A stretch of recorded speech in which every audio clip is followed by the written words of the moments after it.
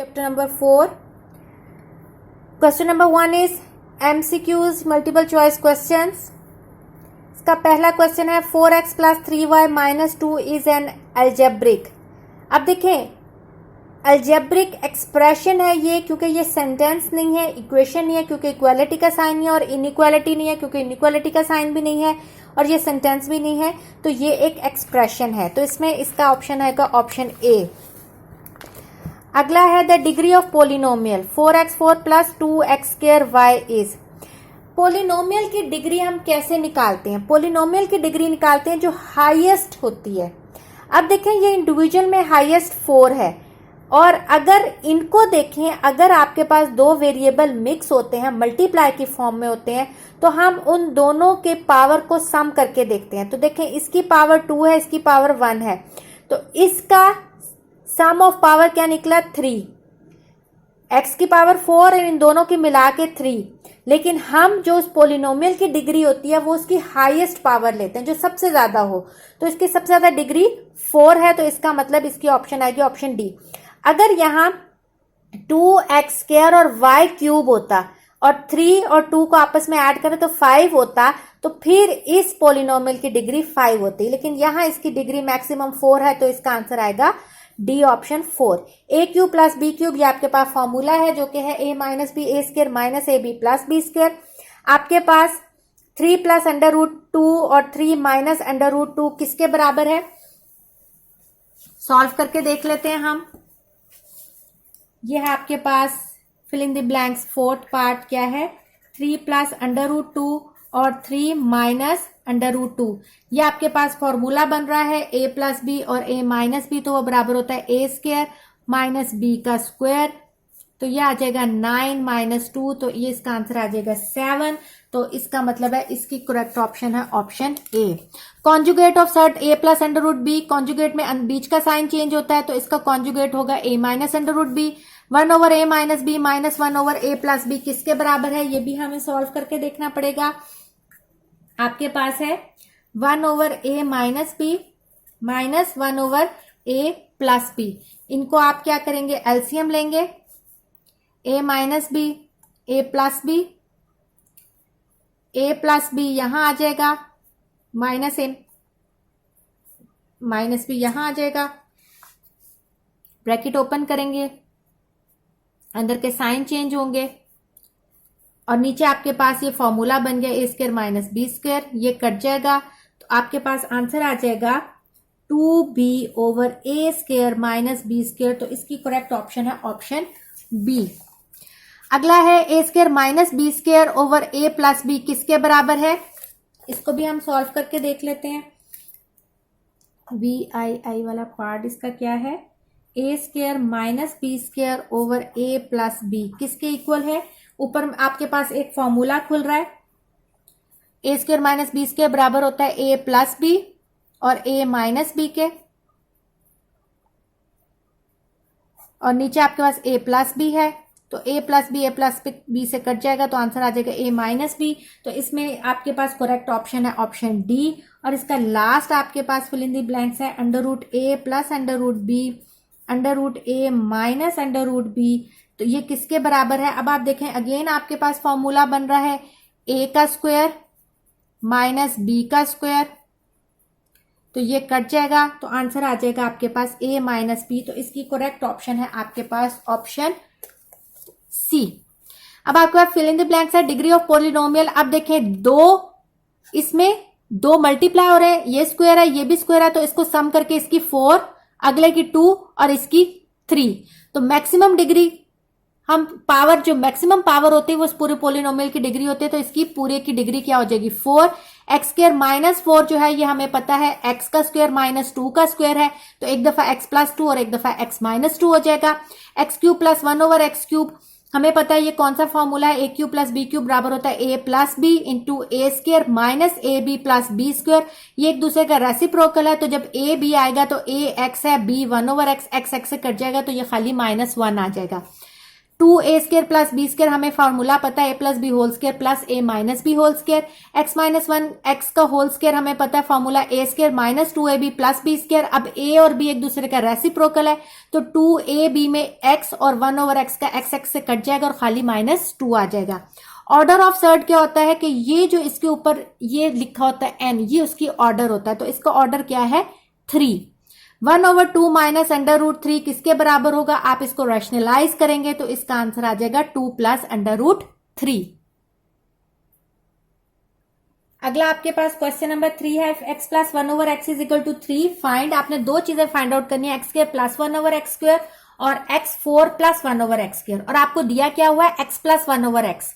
तो आपको पता है x प्लस 1/x, ही हमने 8th में भी ऐसे क्वेश्चन करते थे। x प्लस 1/x अगर 3 है तो taking square on both sides, दोनों साइड्स का अगर आप स्क्वायर लेंगे तो हमारे पास फॉर्मूला बन जाएगा a का square plus 2ab plus b का स्क्वायर और यहां आ जाएगा 9 x²। ये यहां +2 है, वहां जाके क्या हो जाएगा -2, तो 9 - 2 आपके पास आ जाएगा 7। तो x² प्लस 1/x² की आपने वैल्यू फाइंड आउट कर ली जो कि थी 7। अब हमने इसका सेकंड पार्ट करना है, यानी x4 plus 1/x4 find out करना है। तो इसी को दोबारा अगर आप स्क्वायर ले लेंगे तो ये आपके पास आ जाएगा x² प्लस 1/x² आपके पास आ गया 7। Again taking square on both sides,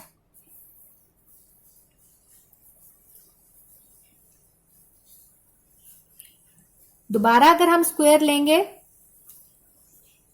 तो हमारे पास आ जाएगा, दोबारा फॉर्मूला ओपन होगा x4 प्लस 2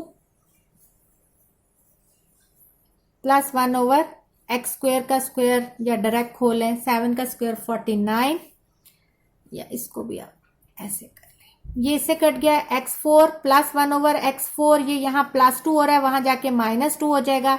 तो आपके पास x4 प्लस 1/x4 की वैल्यू आ जाएगी 47। इसका क्वेश्चन नंबर 4 आप खुद करेंगे। अब क्वेश्चन नंबर 5 देखें, वो कहता है find the value of x³ plus y³ और xy भी फाइंड आउट करें। अगर x प्लस वाई आपके पास 5 है और x माइनस वाई आपके पास 3 है। फॉर्मूला देखें आप a³ प्लस b³ का, तो a³ plus 3ab into a plus b plus b³। तो जब तक आपके पास ये ab की वैल्यू यानी xy नहीं होगा तो हम a³ plus b³ find out नहीं कर सकेंगे। तो सबसे पहले तो हमें xy फाइंड आउट करना है और फिर उस xy की वैल्यू जो है वो आप इस इक्वेशन में पुट करके, फॉर्मूले में पुट करके x³ plus y³ find out करेंगे।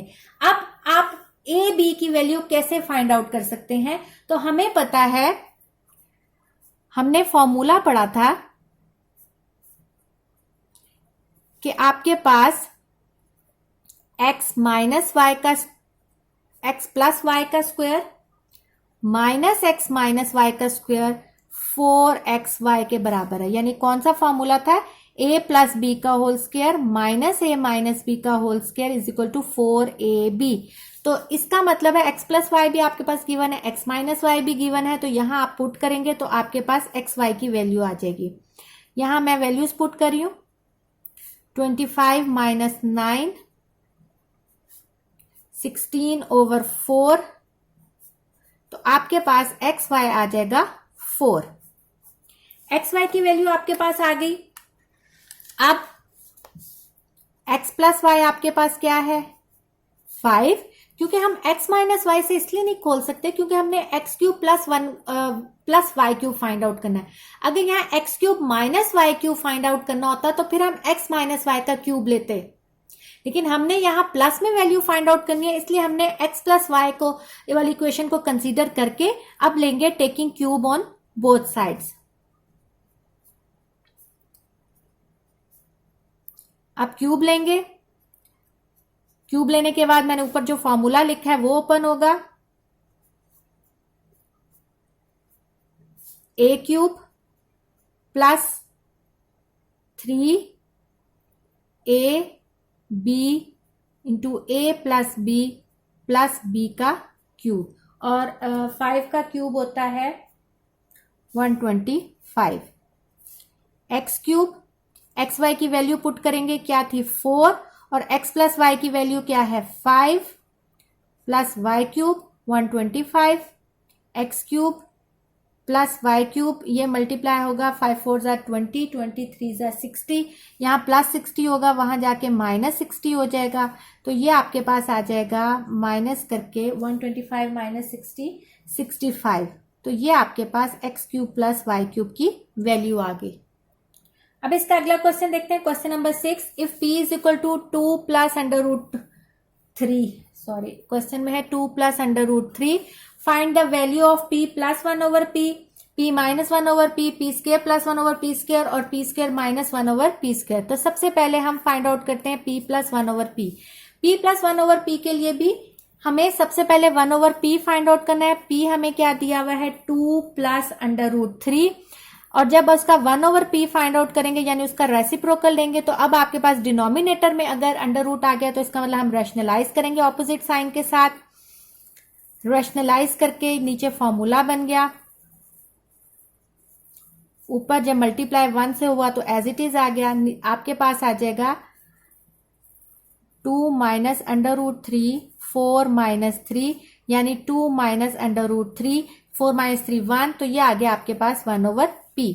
तो पहले आपने value p plus 1 over p find out करनी है। पहले p की वैल्यू लिखेंगे 2 प्लस अंडर रूट 3, प्लस का साइन डालेंगे और 1 ओवर p की वैल्यू लिखेंगे, तो आपके पास ये कट जाएगा, तो ये आंसर आ जाएगा आपके पास p प्लस 1 ओवर p का आंसर आ गया आपके पास 4। अब सेकेंड आपने किसकी वैल्यू फाइंड आउट करनी है p माइनस 1 ओवर p की। तो हमने एक दफा 1 ओवर p निकाल दिया तो हमें बार बार निकालने की जरूरत नहीं है। तो अगर आप देखें p माइनस 1 ओवर p में p की वैल्यू है 2 प्लस अंडर रूट 3 माइनस, और 1 ओवर p की वैल्यू है 2 माइनस अंडर रूट 3। ब्रैकेट जरूर डालिएगा क्योंकि फिर बच्चे मिस्टेक कर देते हैं, क्योंकि ब्रैकेट ओपन करेंगे तो अंदर के साइन चेंज होंगे। तो ये -2 प्लस अंडर रूट 3, ये इससे कट जाएगा। अब सेम आपके पास रेडिकल साइन के अंदर वैल्यू है, तो इसका मतलब इसके साथ भी कोफिशिएंट 1 है, इसके साथ भी 1 है, तो 1 plus 1 2 under root 3। p minus 1 over p की वैल्यू आई है आपके पास 2 अंडर रूट 3। अब आपने वैल्यू फाइंड आउट करनी है p square plus 1 over p square. p square plus 1 over p square find out करने के लिए हम क्या करेंगे, p प्लस 1 ओवर p हमारे पास क्या है, p प्लस 1 ओवर p हमारे पास क्या है 4। अब taking square on both side, जिस तरह हम x प्लस 1 ओवर x की वैल्यू होती थी तो हम x square plus 1 over x square find out करते थे। Taking square on both sides, तो हमारे पास आ जाएगा p square plus 2p 1 over p plus 1 over p का स्क्वायर इज इक्वल टू 4 का स्क्वायर, ये आ जाएगा 16 आ जाएगा। ये कट गया, ये प्लस 2 है, वहां जाके -2 हो जाएगा, 16 माइनस 2, तो ये आपके पास आ जाएगा p square plus 1 over p square की वैल्यू आ जाएगी 14। p square plus 1 over p square की वैल्यू आ जाएगी 14। अब इसका लास्ट है p square minus 1 over p square. देखें जब भी आप p प्लस 1 ओवर p लेंगे या p माइनस 1 ओवर p लेंगे, अगर आप उसका स्क्वायर लेंगे तो वो हमेशा p square plus 1 over p square बनेगा, क्योंकि माइनस का साइन तो -2ab के साथ या +2ab में फर्क पड़ता है। अगर p माइनस 1 ओवर p हो तो -2ab आ जाता है, p प्लस 1 ओवर p हो तो +2ab आ सकता है। लेकिन कभी भी p square minus 1 over p square नहीं आएगा। तो इसको फाइंड आउट करने के लिए हमें एक फॉर्मूला पता है, कौन सा, a square minus b square किसके बराबर होता है, a प्लस b और a माइनस b। तो हमें p square minus 1 over p square find out करना है, तो वो बराबर होगा p प्लस 1 ओवर p, जो कि हमें ऑलरेडी हमने फाइंड आउट किया हुआ है, और p माइनस 1 ओवर p भी हमने ऑलरेडी फाइंड आउट किया हुआ है। तो p प्लस 1 ओवर p की वैल्यू आपके पास थी 4 और p माइनस 1 ओवर p की वैल्यू थी 2√3, तो इनको आपस में मल्टीप्लाई कर देंगे तो ये क्या आ जाएगा 8, 4 2 8 √3, तो ये p² माइनस 1/p² की आपने वैल्यू फाइंड आउट कर ली। इसका पार्ट 7 सेम क्वेश्चन नंबर 6 की तरह है, वो आप खुद कर लेंगे। अब हम इसका मैं करवाती हूँ क्वेश्चन नंबर 8। आपके पास ये आपके इक्वेशन दी हुई है, आपने इसको सिंप्लीफाई करना है। एक ही वैल्यू है देखें पूरी, तो इसको हम रैशनलाइज करेंगे क्योंकि नीचे क्या है आपके पास अंडर रूट यानी रेडिकल साइन है, तो इसको हम रैशनलाइज करेंगे। बीच में इनके क्या है माइनस का साइन, तो हम इसके ऑपोजिट साइन के साथ मल्टीप्लाई भी करेंगे और डिवाइड भी करेंगे।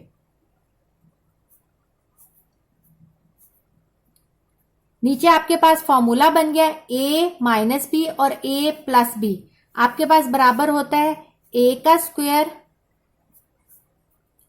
माइनस b का स्क्वायर के, ठीक है। और ऊपर अगर आप देखें तो ये दोनों सेम वैल्यूज हैं, तो सेम वैल्यूज का मतलब है a प्लस बी जो है वो a plus b whole square के बराबर होता है। अगर आपको इस तरह समझ नहीं आती तो आप इसको आपस में मल्टीप्लाई भी कर सकते हैं, तो मल्टीप्लाई करने से भी सेम वही आंसर आएगा। और अगर हम इसका फॉर्मूला बना दें a² plus 2 plus a² minus 2, तो भी फॉर्मूला जब ओपन करेंगे तो वही वैल्यू आएगी। तो मैं फॉर्मूला ओपन करती हूं, a² plus 2a b plus b का स्क्वायर, नीचे आपके पास a² plus 2 minus a² minus 2। अभी मैंने माइनस का साइन जो है उसके बाद ब्रैकेट लगा दी क्योंकि ये माइनस का साइन अंदर क्या होगा मल्टीप्लाई, ये इससे कट गया, ये इससे कट गया, a² प्लस 2 प्लस 2।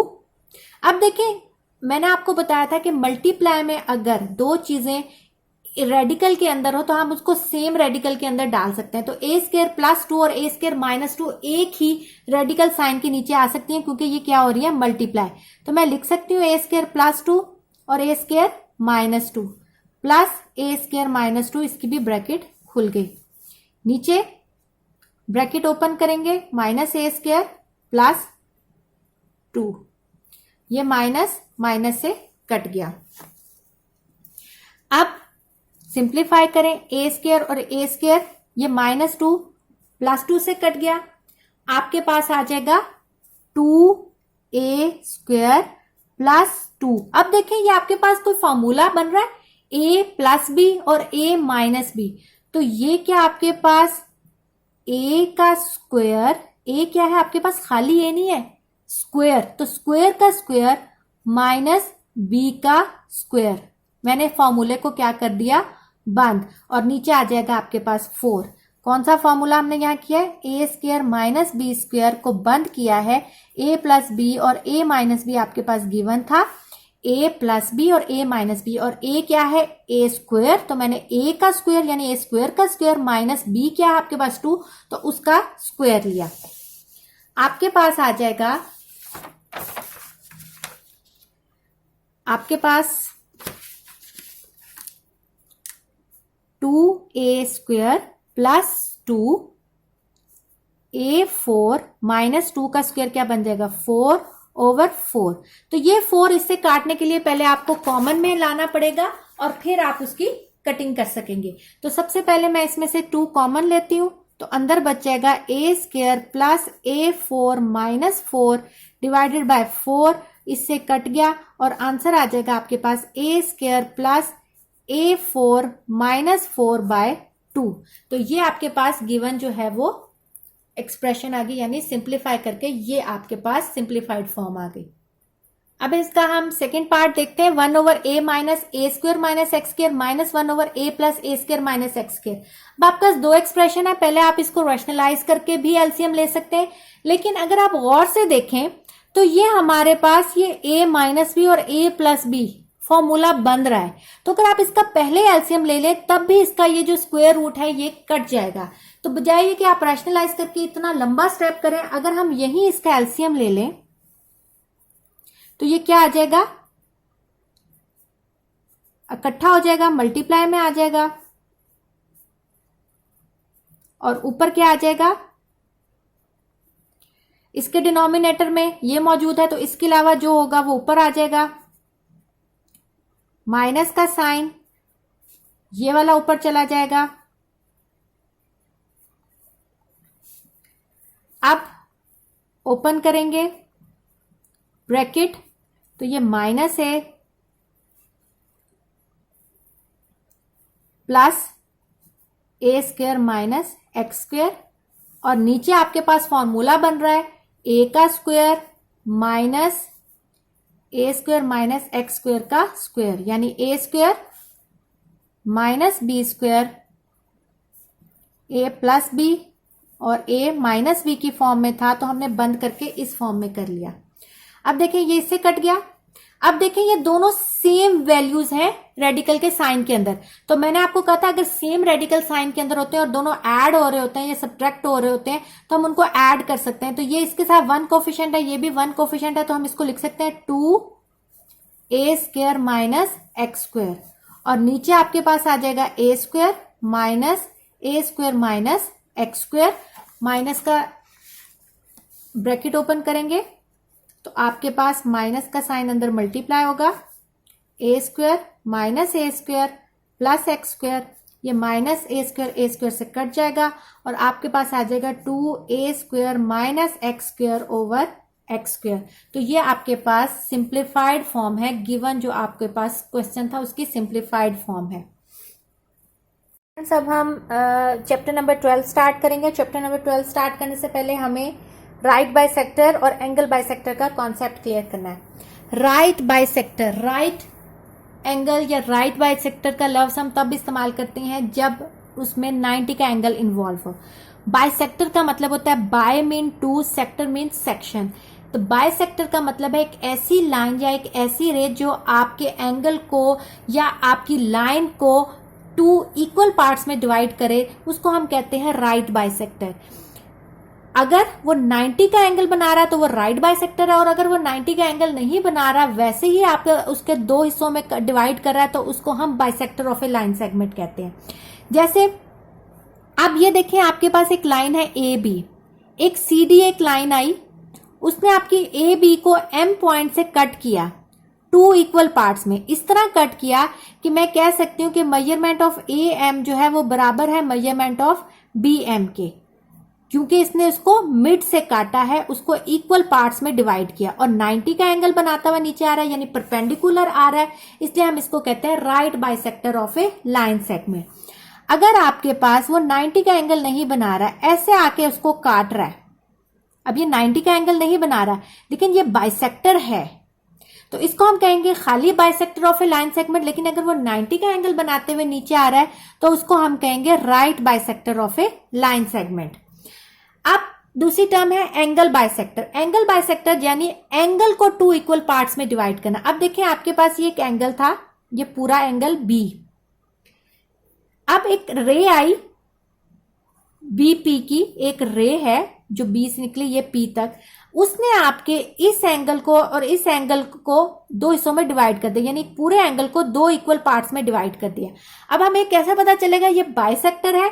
कि अगर एंगल ए बी पी बराबर होगा पी बी सी के, और आपको पता है जो एंगल अंडर कंसिडरेशन होता है उसको हम मिड में लिखते हैं, तो मैं अब अंडर कंसिडरेशन एंगल कौन सा है, बी की बात कर रही हूं कि ए बी पी बराबर होगा पी बी सी के, यानी ये पोर्शन और ये पोर्शन आपस में इक्वल होंगे, इसको हम कहते हैं एंगल बाइसेक्टर। आपकी बुक में ये डेफिनेशंस दी हुई हैं right bisector of line segment की भी और बाइसेक्टर ऑफ एन एंगल की, और आपकी नोट्स में विद फिगर दी हुई है, तो आप या चाहे फिगर जो मैंने बना के दिखाई है उसमें से बना लें, बाकी डेफिनेशन यहां से लिख लें, या आप नोट्स में से कर लें, आपकी मर्जी है। अब हम इसका थ्योरम नंबर 1 करते हैं। Any point on the right bisector of a line segment is equidistant from its and point. वो कहता है कि अगर आपने राइट बाइसेक्टर के ऊपर, यानी ये आपके पास एक लाइन है उसके ऊपर ये राइट बाइसेक्टर आ रहा है, इस राइट बाइसेक्टर के ऊपर कोई भी पॉइंट लें, यहां ले लें, यहां ले लें, यहां ले लें, यहां ले लें, ऊपर ले लें, वो उसके एंड पॉइंट से क्या होगा, इक्विडिस्टेंट होगा। ये आपने प्रूव करना है, ठीक है। गिवन में हमें क्या है कि एक लाइन है एल एम जो कि ए बी को काट रही है पॉइंट सी पे, तो एल एम जो है वो परपेंडिकुलर है ए बी के ऊपर, और ए सी जो है वो बी सी के बराबर है। क्यों? क्योंकि वो राइट बाइसेक्टर है, इसका मतलब वो इसको इक्वल काट रहा है, तो इसका मतलब ये वाली लेंथ और ये वाली लेंथ बराबर होगी। ये हमें गिवन में है। प्रूव हमने क्या करना है कि ए और बी इस पॉइंट से इक्वी डिस्टेंट होंगे, यानी मेजरमेंट ऑफ ए पी जो है वो बराबर होगा मेजरमेंट ऑफ बी पी के। तो इसमें हम कंस्ट्रक्शन करते हैं, हम पी को ए से भी ज्वाइन कर लेते हैं और पी को बी से भी ज्वाइन कर लेते हैं। ये बी यहां है। दोबारा बता देती हूं, गिवन में हमें क्या है कि एक राइट बाइसेक्टर है एल एम जो कि आपके एक लाइन को बाइसेक्ट कर रहा है एट पॉइंट सी। आपने प्रूव क्या करना है कि अगर उस राइट बाइसेक्टर के ऊपर कोई भी पॉइंट है वो उसके एंड पॉइंट से क्या है, इक्वी डिस्टेंट। तो हमें गिवन में क्या है, एक एल एम है राइट बाइसेक्टर जो कि आपकी ए बी को कट कर रहा है पॉइंट सी से, एल एम कट कर रहा है ए बी को पॉइंट सी से। इस तरह कट कर रहा है क्योंकि बाइसेक्ट कर रहा है कि मेजरमेंट ऑफ ए सी जो है वो मेजरमेंट ऑफ बी सी के बराबर है। आपने प्रूफ क्या करना है कि मेजरमेंट ऑफ ए पी जो है वो मेजरमेंट ऑफ बी पी के बराबर है। कंस्ट्रक्शन में हमने क्या किया कि हमने ए को पी से भी ज्वाइन कर दिया और बी को भी पी से ज्वाइन कर दिया। अब अगर आप गौर से देखें कि यहां हमारे पास दो ट्रायंगल बन रही है, कौन सी? ट्रायंगल ए सी पी, उसकी करस्पॉन्डेंस, ये मैंने आप लोगों को 8th में बताया था कि ये करस्पॉन्डेंस का निशान होता है। करस्पॉन्डेंस चेक कर रहे हैं ट्रायंगल बी सी पी से। करस्पॉन्डेंस चेक करके हम देखते हैं कि क्या वो कॉन्ग्रेंट निकलती है, यानी दोनों को हम कंसीडर कर रहे हैं करस्पॉन्डेंस, उनको आपस में मुमासलत उनकी देख रहे हैं, उनको कंपेयर कर रहे हैं। तो अब अगर आप देखें कि हमारे पास ये दो ट्रायंगल्स आ गई, ए सी जो है वो बी सी के बराबर है। कहां से पता चला? हमें ये गिवन था कि ए सी जो था वो बी सी के बराबर था। आपके पास ये सॉल्व किया हुआ नोट्स में, आप सिर्फ यहाँ बुक्स में है, आप सिर्फ यहां समझें। ए सी बी सी के बराबर है क्योंकि ये हमें गिवन है, ठीक है। आपके पास ये जो एंगल है ये 90 डिग्री का है, यानी A C P B C P के बराबर है क्योंकि ये राइट बाइसेक्टर है। इसका मतलब ये दोनों का एंगल क्या है? 90 डिग्री। तो मैं कह सकती हूँ कि एंगल ए सी पी हमारे पास बराबर है एंगल बी सी पी के, जो कि किसके बराबर है? 90 डिग्री की, क्योंकि ये राइट बाइसेक्टर है, 90 का एंगल बनाएगा, परपेंडिकुलर बाइसेक्टर, राइट बाइसेक्टर। और आपके पास ये जो एक ट्रायंगल की ये साइड और इस ट्रायंगल की ये साइड, ये पीसी जो है वो पीसी के साथ कॉमन है क्योंकि दोनों की ट्रायंगल की कॉमन साइड है, तो इसका मतलब बराबर ही होगी। अब आप देखें, एक एंगल और दो साइड्स जब बराबर हो, तो हमने चैप्टर नंबर 10 में पढ़ा था कि अगर एक एंगल और दो साइड्स एक ट्रायंगल की दूसरे ट्रायंगल की भी दो साइड्स और एक एंगल से बराबर हो, तो इसका मतलब दोनों ट्रायंगल्स क्या हो जाती हैं? बराबर। तो मैं कह सकती हूँ ए सी पी बराबर होगी ट्रायंगल बी सी पी के। किस पॉस्टुलेट के तहत? साइड एंगल साइड पॉस्टुलेट के तहत। या ये यानी दो साइड्स और एक एंगल दूसरे ट्रायंगल की दो साइड्स और एक एंगल के बराबर है, इसका मतलब ये दोनों ट्रायंगल्स बराबर है। जब दोनों ट्रायंगल्स बराबर है तो हम कह सकते हैं कि ए पी जो है वो भी बी पी के बराबर होगी, क्योंकि ये भी एक करस्पॉन्डिंग साइड है कॉन्ग्रेंट ट्रायंगल की। जब कॉन्ग्रेंट हो जाती है तो अब उसकी तमाम करस्पॉन्डिंग साइड्स और तमाम करस्पॉन्डिंग एंगल्स भी कॉन्ग्रेंट हो गए। तो हम कह सकते हैं कि ए पी भी जो है वो बी पी के बराबर है क्योंकि ये करस्पॉन्डिंग साइड्स है कॉन्ग्रेंट ट्रायंगल की।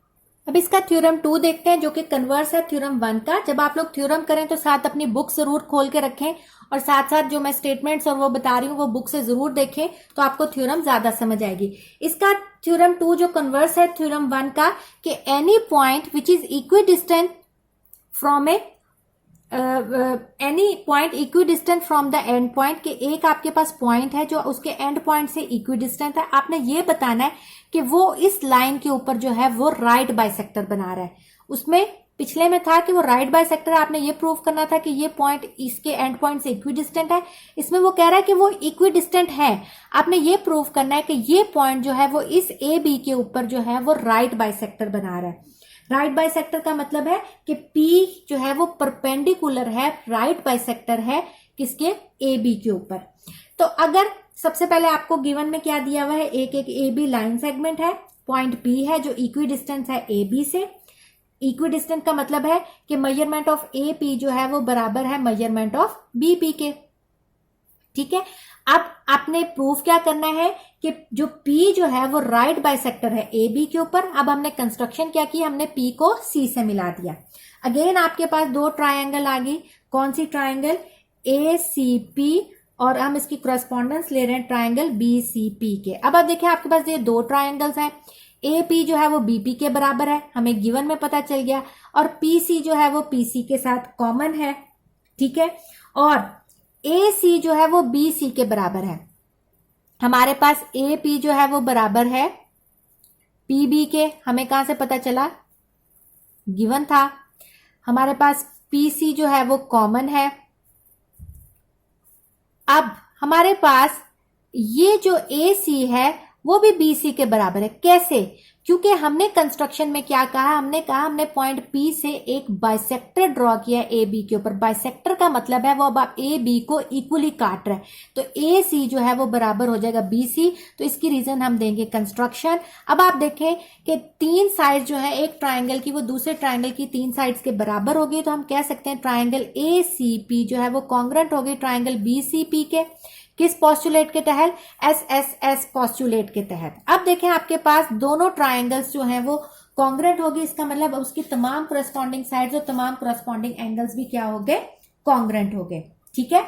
तो अगर हम तमाम करस्पॉन्डिंग साइड्स और तमाम करस्पॉन्डिंग एंगल्स भी इक्वल हो गए तो हम कह सकते हैं कि एंगल ACP जो है वो भी बराबर हो गया एंगल BCP के, यानी ये वाला एंगल इस एंगल के बराबर हो गया। ये वाला एंगल यानी ये इस एंगल के बराबर हो गया। और आपको पता है कि एक लाइन के ऊपर जो एंगल्स होते हैं उनका सम किसके बराबर होता है? 180 डिग्री। तो मैं कह सकती हूं कि ACP और एंगल BCP का सम किसके बराबर होगा? 180 डिग्री, क्योंकि ये सप्लीमेंट्री एंगल है। और हमें अभी पता चला कि ये दोनों आपस में बराबर है, तो इसका मतलब ACP की जगह अगर मैं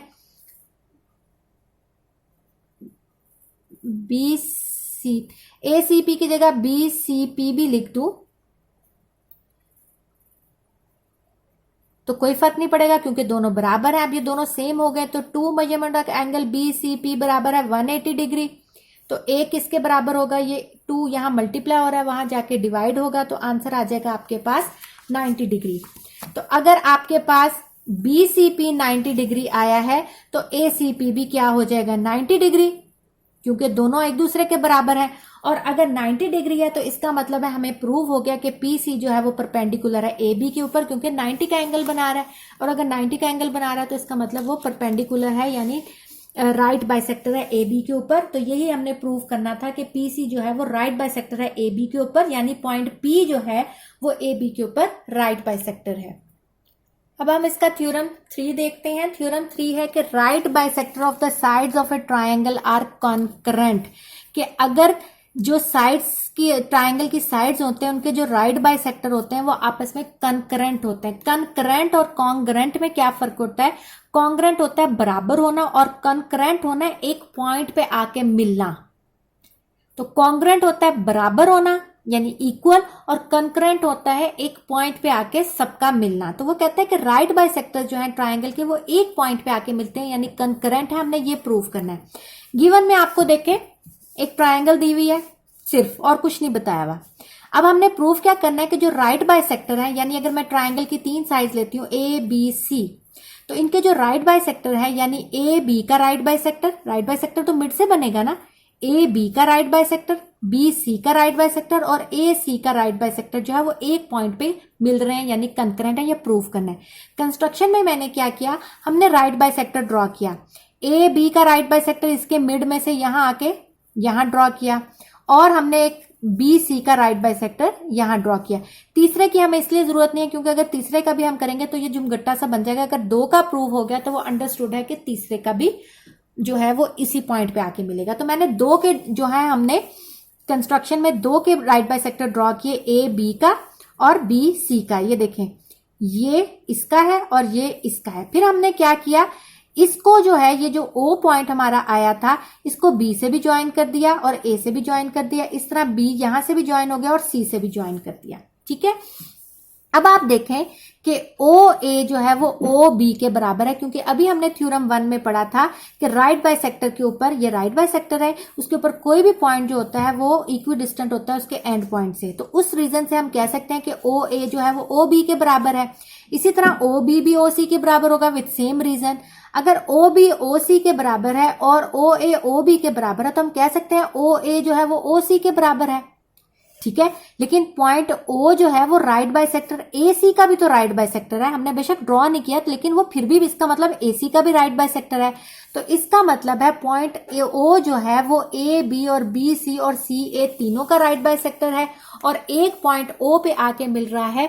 तो इसका मतलब है यही हमने प्रूव करना था कि ये कनकरेंट होते हैं। दोबारा बताती हूं कि अगर हमने जो राइट बाइसेक्टर ड्रॉ किए उनका ये जो इक्वी डिस्टेंट है, ये जो पॉइंट O है, कोई भी पॉइंट जो राइट बाइसेक्टर के ऊपर पॉइंट था O, जो इसके भी राइट बाइसेक्टर ए बी के राइट बाइसेक्टर के भी और इसका राइट बाइसेक्टर का भी एक पॉइंट O है जिसपे आके वो मिल रहे हैं, वो OA इक्वी डिस्टेंट था OB से, क्योंकि थ्योरम 1 की स्टेटमेंट थी, और OB इक्वी डिस्टेंट है OC से, क्योंकि एक ये वाला आपका राइट बाइसेक्टर और एक ये पोर्शन है। तो इसका मतलब है अगर ओ ए ओ बी के बराबर है, ओ बी ओ सी के बराबर है, तो ओ ए ओ सी के बराबर है। इसका मतलब ये ओ जो है वो ए सी के भी राइट बाइसेक्टर के ऊपर पॉइंट है, लेकिन ये तो ए बी और बी सी के ऊपर भी है। इसका मतलब है ये ओ एक ऐसा पॉइंट है जिसपे तमाम जो तीनों साइड्स के जो राइट बाइसेक्टर है वो आके मिल रहे हैं। तो यही आपने प्रूव करना था कि ये तीनों कनकरेंट होते हैं। अब देखिए आपके पास एक टेबल में ये चीज बनी हुई है, observe that the right bisector of the sides of an acute triangle intersect each other inside the triangle. ये बात आप याद रखें कि अगर आपके पास एक्यूट ट्राइंगल क्या होती है, जिसमें सारे एंगल जो है वो 90 से कम होते हैं, उसका जो राइट बाइसेक्टर है वो हमेशा ट्राइंगल के अंदर आके मिलता है। ये आप लोग जब 17 चैप्टर में ज्योमेट्री करेंगे 17.2 में, तो ये आप प्रैक्टिकली भी करके देखेंगे तो ये प्रूव होगा। दूसरा है कि राइट बाइसेक्टर जो है राइट एंगल ट्राइंगल का वो हमेशा हाइपोटेनियस पे आके मिलता है। एक्यूट का ट्राइंगल के अंदर मिलता है, राइट एंगल का हाइपोटेनियस के ऊपर मिलता है, और ऑब्ट्यूज का हमेशा ट्राइंगल से बाहर इंटरसेक्ट होता है, यानी जो उसका राइट बाइसेक्टर जहां आके तीनों के मिलते हैं वो ट्राइंगल से बाहर मिलते हैं ऑब्ट्यूज के। अब इसका थ्योरम 4 देखते हैं। इसका थ्योरम 4 देखें। स्टेटमेंट है any point on the bisector of an angle is equidistant from its arm। वो कहता है कि कोई भी पॉइंट अगर एंगल बाइसेक्टर के ऊपर कोई भी पॉइंट लें तो वो इक्विडिस्टेंट होगा उसके आर्म से। जैसे कि थ्योरम 1 था कि अगर कोई भी पॉइंट राइट बाइसेक्टर के ऊपर लें तो उसके एंड पॉइंट से इक्विडिस्टेंट था। तो अब वो कहता है कि अगर एंगल के ऊपर आप एंगल बाइसेक्टर के ऊपर कोई भी पॉइंट लें तो वो उसके आर्म से जो है वो इक्विडिस्टेंट होगा। यानी अगर ये देखें, ये मेरे पास एंगल है, ये एंगल बाइसेक्टर यानी एक रे आई ओ पी, उसने एंगल को 2 इक्वल हिस्सों में काट दिया। आपने प्रूफ क्या करना है कि अगर मैंने ये पी पॉइंट लिया है आपके एंगल बाइसेक्टर के ऊपर, यानी जो रे उसको काट रही है उसके ऊपर, तो मैंने प्रूव ये करना है कि ये पॉइंट जो है वो इक्विडिस्टेंट है आपके इस आर्म से और इस आर्म से। यानी ये ओ बी के ऊपर जो है यहां इस आर्म से भी इक्विडिस्टेंट है और इस आर्म से भी इक्विडिस्टेंट है, यानी ये वाली लेंथ और ये वाली लेंथ जो है वो आपस में बराबर है। तो हमने कंस्ट्रक्शन में क्या किया, मैंने इसके ऊपर एक राइट बाइसेक्टर ड्रॉ किया पी से यहां, इसको मैंने आर का नाम दे दिया, और पी से यहां इसको मैंने क्यू का नाम दे दिया। अब मैंने प्रूफ क्या करना है कि पी क्यू जो है वो बराबर है पी आर के। गिवन में हमें क्या है, एक पॉइंट P है OM के ऊपर जो कि बाइसेक्टर है एंगल AOB का। प्रूफ क्या करना है कि PR जो है वो PQ के बराबर है, यानी P जो है वो इक्विडिस्टेंट है आर्म, जो कौन से आर्म, एक OA जो आर्म है और एक OB आर्म है, उससे इक्विडिस्टेंट है। कंस्ट्रक्शन में मैंने क्या किया, मैंने परपेंडिकुलर ड्रॉ किया, PR परपेंडिकुलर है OA, यानी PR परपेंडिकुलर मैंने ड्रॉ किया OA के ऊपर, और PQ परपेंडिकुलर ड्रॉ किया OB के ऊपर। ये मैंने क्या किया, कंस्ट्रक्शन में ये किया। ठीक है, आपको पता है रे को हम इस तरह रिप्रेजेंट करते हैं, तो ये आपके पास OA जो है वो रे है, OB भी रे है। ठीक है, अब आपने प्रूफ करना है। अब अगर आप देखें आपके पास ये 2 ट्रायंगल्स बन गई। कौन कौन सी ट्रायंगल, ट्रायंगल POQ और POR। ठीक है, आपके पास 2 ट्रायंगल्स बन गए। साथ साथ इसको भी देखें, दो ट्राइंगल्स बन गई, दोनों को आप उनकी कोरेस्पॉन्डेंस चेक करें। ओपी, इस ट्राइंगल का भी ओपी और इसका भी कॉमन है, ठीक है। दूसरा हमारे पास एंगल पीओक्यू POR के बराबर है, यानी ये वाला पोर्शन इस पोर्शन के बराबर है, क्योंकि एंगल बाइसेक्टर है, इसका मतलब ये इसके बराबर होगा। POQ जो बीच वाली जो होता है हम उसको कंसिडर करते हैं, तो मैं इसकी बात कर रही हूं। POQ POR के बराबर, यानी O जो है दोनों का बराबर है। क्यों? क्योंकि ये एंगल बाइसेक्टर है। इसकी रीजन ये है कि ये गिवन में हमें दिया हुआ था। और PQO जो है एंगल, वो बराबर होगा PRO से। क्यों? क्योंकि कंस्ट्रक्शन में हमने इसको राइट बाइसेक्टर ड्रॉ किया। राइट बाइसेक्टर का मतलब है कि ये भी 90 का एंगल बना रहा है और ये भी 90 का एंगल बना रहा है, इसीलिए PQO भी PRO के बराबर हो। एंगल की बात करें PQO, यानी अब कंसिडरेशन एंगल कौन सा है? Q और R, यानी ये वाला एंगल और ये वाला एंगल बराबर है, क्योंकि दोनों राइट बाइसेक्टर है। अब देखें, एक साइड और आपके पास दो एंगल बराबर हो गए, तो इसका मतलब दोनों ट्राइंगल बराबर है साइड एंगल पोस्टुलेट से। अब जब ट्राइंगल बराबर है तो इसका मतलब है अब ट्राइंगल की तमाम साइड्स और तमाम करस्पॉन्डिंग एंगल्स और तमाम करस्पॉन्डिंग साइड्स बराबर है, तो हम कह सकते हैं कि PQ जो है वो भी PR के बराबर है।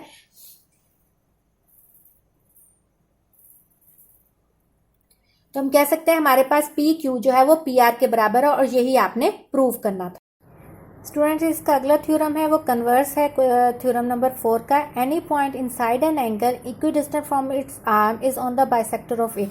अब वो कहता है कि कोई भी एक पॉइंट जो है वो एंगल के ऊपर, कोई भी पॉइंट है वो इक्विडिस्टेंट है उसके आर्म से। अब आपने प्रूव करना है कि वो उसके ऊपर एंगल बाइसेक्टर के ऊपर है, यानी अब आपने प्रूव क्या करना है कि AOB जो है उसके ऊपर है ये पॉइंट P, एंगल AOB के ऊपर, ठीक है, बाइसेक्टर ऑफ AOB के ऊपर है, ठीक है।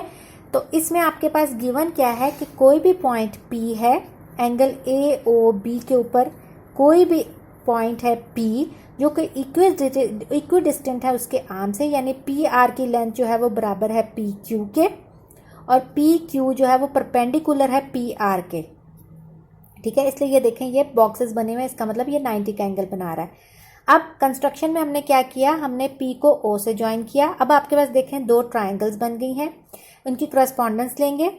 एंगल PQO जो है वो PRO के बराबर है। ये PQO यानी ये एंगल जो है वो इस एंगल के बराबर है, क्योंकि दोनों 90 के डिग्री है, क्योंकि ये हमें गिवन में है कि वो उसके ऊपर बाइसेक्टर है, यानी इक्वी डिस्टेंट है उसके आर्म से और उसके ऊपर बाइसेक्टर है, परपेंडिकुलर है, ठीक है। दूसरा PO जो है वो कॉमन है दोनों का, ठीक है। अब आप देखें कि आपके पास ये साइड इस साइड के बराबर है, क्योंकि ये भी हमें गिवन है कि PQ PR के बराबर है, ये एंगल इस एंगल के यानी 90 के बराबर है। और देखें कि ये 90 के ऑपोजिट साइड ये हाइपोटेनियस है, 90 के ऑपोजिट साइड ये हाइपोटेनियस है। अब देखें हाइपोटेनियस बराबर है एक साइड, यानी ये इस साइड के बराबर है, तो इसका मतलब हाइपोटेनियस साइड पोस्टुलेट के मुताबिक ये दोनों ट्राइंगल्स जो हैं वो एक दूसरे के क्या होगी, कॉन्ग्रेंट। जब ट्राइंगल्स कॉन्ग्रेंट होगी इसका मतलब उनके तमाम कोरस्पॉन्डिंग एंगल्स और तमाम कोरस्पॉन्डिंग साइड बराबर होगी। तो हम कह सकते हैं कि ये जो POQ एंगल जो है वो POR एंगल के, यानी ये पोर्शन जो है वो इस पोर्शन के बराबर है। तो इसका मतलब है P जो है वो एंगल बाइसेक्टर है किसके ऊपर, AOB के ऊपर। अब आपके पास आखिरी थ्योरम है, bisector of the angle of a triangle are concurrent. अगर जो हमने पिछला थ्योरम पढ़ा था कि right bisector of a triangle are concurrent, ये है एंगल बाइसेक्टर जो है वो कॉन्करेंट है। तो हमें गिवन में सिर्फ एक ट्राइंगल दी हुई है। अब आपने ये एंगल एक B और एक C, इसके हमने एंगल बना दी। A का भी बना सकते हैं, लेकिन अगर 3 बनाएंगे तो वो थोड़ा मसला होगा, थोड़ा सा झुमगट्टा सा बन जाता है, तो हम 2 से ही प्रूव करेंगे। अगर 2 का आ जाएगा तो वो अंडरस्टूड होगा कि तीसरे का भी वही होगा। तो एंगल B बनाया, एंगल C, इससे हमने क्या किया, angle A, angle B, angle C बनाया। यहाँ से हमने कंस्ट्रक्शन में क्या किया, हमने एक परपेंडिकुलर ड्रॉ किया। पहले हमने एंगल बाइसेक्टर, ये एंगल बाइसेक्टर, ये 2 एंगल बाइसेक्टर ड्रॉ किए, ये एक एंगल बाइसेक्टर ड्रॉ किया और एक ये एंगल बाइसेक्टर ड्रॉ किया। अब हमने क्या किया, इस आई से जो है ना वो परपेंडिकुलर ड्रॉ किया ऑपोजिट साइड पे, यानी इस आई से ये परपेंडिकुलर ड्रॉ किया, इस आई से इधर परपेंडिकुलर ड्रॉ किया और इस आई से इधर परपेंडिकुलर ड्रॉ किया। इसका नाम आई ई, आई एफ और आई डी दे दिया। क्या किया हमने, हमारे पास एक ट्राइंगल थी ए बी सी, हमने प्रूफ क्या करना है कि एंगल ए बी सी जो है वो कंकरेंट है एक पॉइंट पे। हमने क्या किया, हमने दो एंगल बाइसेक्टर बनाए बी और सी के, जो कि किस पॉइंट पे आके मिल रहे थे, आई पे। इस आई से हमने जो है वो परपेंडिकुलर ड्रॉ किया, आई से बी सी के ऊपर परपेंडिकुलर ड्रॉ किया डी के ऊपर, आई से ए बी के ऊपर परपेंडिकुलर ड्रॉ किया एफ के ऊपर, और आई से ए सी के ऊपर परपेंडिकुलर ड्रॉ किया आई ई के ऊपर। अब देखिए आई डी जो है वो बराबर है आई एफ के। क्यों? क्योंकि अभी हमने थ्योरम में पढ़ा था कि अगर कोई भी पॉइंट एंगल बाइसेक्टर के ऊपर होता है वो इक्वी डिस्टेंट होता है उसके आर्म से। अब देखें ये एक आर्म है और एक ये आर्म है, तो इसका मतलब है ये इक्वी डिस्टेंट है उसके आर्म से, तो इसका मतलब आई डी जो है वो आई एफ के बराबर है, क्योंकि हमने थ्योरम नंबर 4 में पढ़ा था। सेम आपके पास आई डी जो है वो आई ई के भी बराबर है, सेम, क्योंकि ये एक आर्म है एक ये आर्म है। अगर इससे हमने परपेंडिकुलर बाइसेक्टर ड्रॉ किया है तो इसका मतलब ये जो है वो इक्वी डिस्टेंट है उसके आर्म से, तो आई डी जो है वो आई ई के बराबर है, आई एफ आई डी के बराबर है, आई डी आई ई के बराबर है। इसका मतलब आई एफ और आई ई भी आपस में बराबर हो गए। इसका मतलब एक आई जो पॉइंट है वो बाइसेक्टर होगा ए बी सी का और ए सी पी का या बी सी ए का, जो भी है। अब हमने एंगल जो है वो बी को कंसिडर करें तो ए बी सी और बी सी ए या ए सी बी, इससे कोई फर्क नहीं पड़ता, बीच वाले को सिर्फ देखना होता है, ठीक है। तो इसका मतलब है इन दो एंगल का अगर बाइसेक्टर जो है जो आई पे उसका एंगल बाइसेक्टर जो है वो मिल रहा है, इसका मतलब है कि एंगल ए का भी इधर ही आके मिलेगा, और यही हमने प्रूव करना था कि एंगल बाइसेक्टर जो होता है वो कंकरेंट होता है। होप कि आपको समझ आई होगी थ्योरम को समझने के लिए एक दफ़ा में शायद आपको वीडियो देखने से ना समझ आए, आप पहले ये वीडियो देखें, फिर एक दफ़ा थ्योरम को पढ़ें, फिर अगेन रिवाइंड करके थ्योरम वो वीडियो देखें, तो आपको थ्योरम अच्छी तरह समझ आएगा। आपके पास सॉल्व किए हुए सारा कुछ है, पॉइंट्स मैंने आपको बार बार एक चीज़ बताई है, उन पॉइंट्स को आप अच्छी तरह सुने, एक दफ़ा सुने, दूसरी दफ़ा सुने, तीसरी दफ़ा सुने, और अगर फिर भी समझ नहीं आता तो आप मुझे मैसेज में करके पूछ सकते हैं, लेकिन मुझे उम्मीद है कि आपको थ्योरम समझ आ जाएंगे। अब एक्सरसाइज 12.1 का क्वेश्चन नंबर 1 और 3 प्रूफ है, वो हम नहीं करेंगे। सिर्फ क्वेश्चन नंबर 2 में उसने कहा है where will be the centre of a circle passing through the 3 non collinear points and why. वो कहता है अगर 3 नॉन कोलिनियर पॉइंट्स हैं तो उनका सेंटर जो है सर्कल का वो वहाँ कहाँ पास होगा। नॉन कोलिनियर पॉइंट्स वो होते हैं, ये चैप्टर नंबर 9 में हम पढ़ेंगे, जो पॉइंट्स आपके पास एक सेम स्ट्रेट लाइन में होते हैं उनको हम कोलिनियर पॉइंट्स कहते हैं, और जो सेम स्ट्रेट लाइन में नहीं होते उनको नॉन कोलिनियर पॉइंट्स कहते हैं। तो वो कहता है कि 3 नॉन कोलिनियर पॉइंट्स जो हैं उनका जो सर्कल होगा उसका सेंटर कहाँ से पास होगा। तो 3 नॉन कोलिनियर पॉइंट्स से हमेशा एक ट्राइंगल बनाते हैं। तो ये देखें, एक 3 नॉन कोलिनियर पॉइंट्स एक ट्राइंगल बना रहे हैं। इन ट्राइंगल का अगर ये जो साइड्स का हम राइट बाइसेक्टर लें, यानी बी सी का राइट बाइसेक्टर ये हो गया, ए सी का राइट बाइसेक्टर ये हो गया, और ए बी का राइट बाइसेक्टर ये हो गया, ये एक पॉइंट पे आके ओ पे मिलेंगे। अगर आप ओ पे कंपास रख के, ये ओ सेंटर है, अगर आप सर्कल बनाएंगे तो वो देखो आपके तीनों नॉन कोलिनियर पॉइंट्स को टच करता हुआ गुजरेगा। तो इसका मतलब है कि इन तीनों साइड्स का जो राइट बाइसेक्टर है वो जिस पॉइंट पे आके मिलेगा वो उस सर्कल का सेंटर ओ होगा। तो ये मैंने लिखा है the centre of the circle passing through the 3 non collinear point is on the point of intersector of right bisector of the line segments. इन लाइन सेगमेंट्स का जो राइट बाइसेक्टर है वो जिस पॉइंट पे इंटरसेक्ट करेगा वहां से उसका सेंटर जो है सर्कल का वो पास होगा। obtained by joining 3 non collinear points और ये सर्कल कैसे obtained होगा, अगर हम ज्वाइन करेंगे इनके 3 non collinear points को। The point of intersector of right bisector is equidistant from the 3 non collinear points, और ये जो right bisector होगा ये 3 non collinear point से equidistant होगा, यानी B का O से वही डिस्टेंस होगा जो O का C से होगा या O का A से होगा। अब इसके बाद हम रिव्यू एक्सरसाइज करते हैं इसकी चैप्टर नंबर 12 की। इसकी और एक्सरसाइज में कोई क्वेश्चन नहीं है। रिव्यू एक्सरसाइज में इसका पहला एमसीक्यू ट्रू फॉल्स है। Bisection means to divide into 2 equal parts, तो ठीक है, बाइसेक्शन का यही मतलब होता है 2 इक्वल पार्ट्स में डिवाइड करना। Right bisector of a line segment means to draw perpendicular, which passes through the midpoint of a line segment.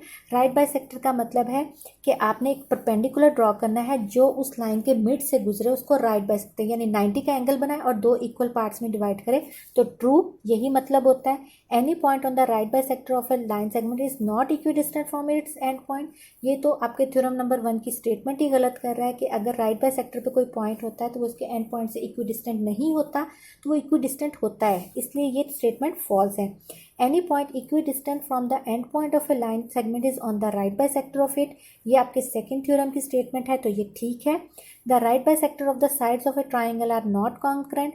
Right bisectors जो होते हैं ट्राइंगल की साइड्स के, वो कॉन्करेंट नहीं होते, तो ये स्टेटमेंट फॉल्स है थ्योरम की, तो इसका मतलब वो होते हैं, इसलिए ये फॉल्स है। The bisector of angle of a triangle are concurrent. Angle bisector के जो एंगल बाइसेक्टर जो होते हैं वो उनके पॉइंट जो होते हैं वो कॉन्करेंट होते हैं, तो ट्रू।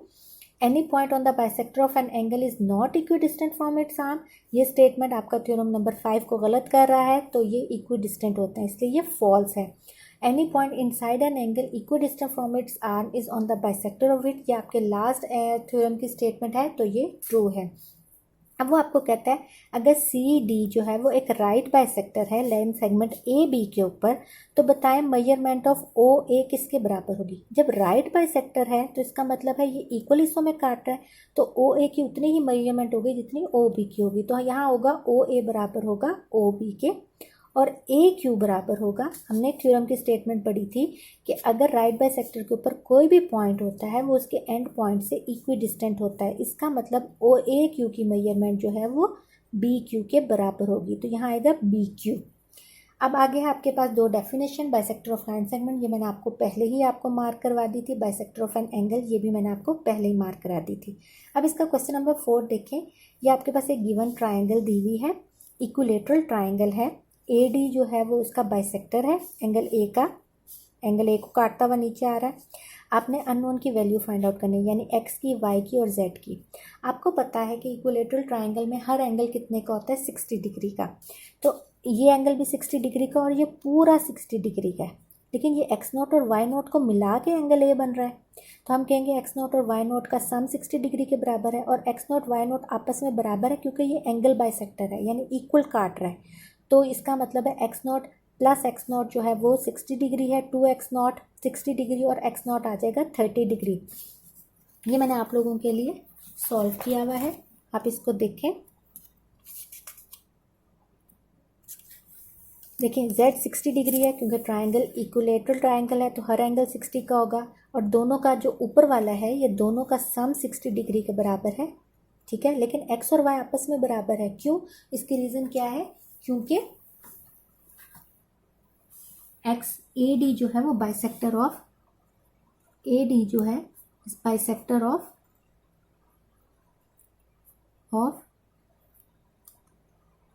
एंगल ए, इसलिए ये दोनों बराबर है, तो एक्स वाई के बराबर है, तो एक्स की जगह जो है मैंने y की जगह x लिख दिया है, तो 2x हो गया, x आ गया 30 डिग्री, अगर x 30 डिग्री है तो y भी 30 डिग्री है, और इस तरह हमने z की वैल्यू भी फाइंड आउट कर ली। इसके बाद इसका क्वेश्चन नंबर 5 देखें, वो कहते हैं in the given congruent triangles LMO और LNO, आपके पास LNO और LMO दो कॉन्ग्रेंट ट्राइंगल्स हैं, तो आपने अननोन की वैल्यू फाइंड आउट करनी है। आपके पास उसने हमें बता दिया कि दोनों ट्राइंगल्स कॉन्ग्रेंट हैं, तो मैंने लिखा है as triangle LMO is congruent to triangle LNO, तो इसका मतलब है तमाम करस्पॉन्डिंग साइड जो है वो इसकी बराबर है, तो ये साइड इसके बराबर होगी, करस्पॉन्डिंग का मतलब जो सेम पोजीशन पे हो, तो यहाँ वैल्यू 12 है, तो इसका मतलब m की वैल्यू 12 है क्योंकि corresponding side of congruent triangle. अब ML जो है वो बराबर होगा LN के, क्यों, क्योंकि corresponding sides of congruent triangle, इसकी भी सेम यही रीज़न आएगी, इसकी वैल्यू है 2x + 6 और इसकी 18 है, 6 यहाँ जाके माइनस होगा तो x की वैल्यू आ जाएगी 6। लास्ट क्वेश्चन है 6, CD is the right bi, CD जो है वो राइट बाइसेक्टर है किसके ऊपर, AB के ऊपर। आपने फाइंड आउट क्या करना है कि अगर AB जो है वो पूरा 6 सेंटीमीटर है, तो बताएं AL और LB कितना होगा। अब देखिए ये पूरा 6 सेंटीमीटर है, और AL जो है वो LB के बराबर है, क्यों, क्योंकि CD राइट बाइसेक्टर है, इसका मतलब वो AL और LB को इक्वल हिस्सों में काट रहा है। तो ए एल एल बी के बराबर होगा। इसका मतलब है ए एल जो है वो ए बी का हाफ होगा। ए बी की वैल्यू 6 है, इस तरह ए एल की वैल्यू आ जाएगी 3 सेंटीमीटर। इसका सेकंड पार्ट है, अगर बी डी 4 सेंटीमीटर है, अगर ये बी डी 4 सेंटीमीटर, बताएं ए डी कितना होगा। तो ये आपका थ्योरम की स्टेटमेंट है कि अगर आपके पास राइट बाइसेक्टर के ऊपर कोई भी पॉइंट होता है तो वो इक्वी डिस्टेंट होता है उसके एंड पॉइंट से। तो अगर बी डी का डिस्टेंस 4 है तो ए डी का डिस्टेंस भी 4 सेंटीमीटर होगा। इसकी रीज़न यही है कि सी डी जो है या एल डी जो है वो राइट बाइसेक्टर है किसके ऊपर, ए बी के ऊपर, इसलिए इसके ऊपर जो भी पॉइंट होगा वो इक्वी डिस्टेंट होगा उसके एंड पॉइंट से। इसलिए ए डी भी 4 सेंटीमीटर है, क्यों, क्योंकि बी डी भी 4 सेंटीमीटर था और ये हमारे पास गिवन था। स्टूडेंट्स, उम्मीद है कि आपको चैप्टर नंबर 12 के थ्योरम समझ आए होंगे। आप लोगों को अगर लग रहा है कि बहुत जल्दी में और उस तरह पढ़ाया तो आप उसके थ्योरम को एक थ्योरम करें, आप रोज़ का या घंटे बाद दूसरा थ्योरम करें, उसको अच्छी तरह पढ़ें, वीडियोस को बार बार रिवाइंड करके देखेंगे तो होप्स हो कि आपको समझ आएगी। फिर भी अगर आपको कोई इश्यू होगा तो आप मुझे मैसेज में करके पूछ सकते हैं। ओके स्टूडेंट्स, टेक केयर, अल्लाह हाफिज़।